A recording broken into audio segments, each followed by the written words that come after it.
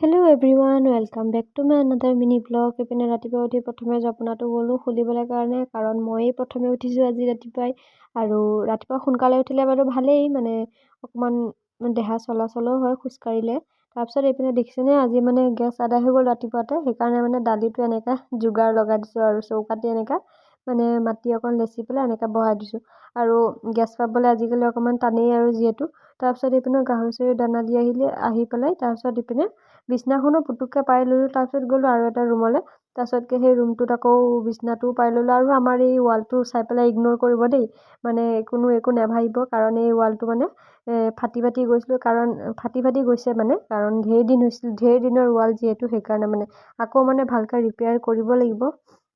সেইকাৰণে মানে এনেকৈ এৰুৱাই থোৱা হৈছে, আৰু নহ'লে বেটাই তেনেকৈ সেই মানে বিছনাটোত বহাই দিলে সেই মাটিখিনিয়ে মানে ৱালৰ কিবাখিনিয়ে এৰাই থাকে গৈ পেলাই, আৰু কি ক'ব আৰু।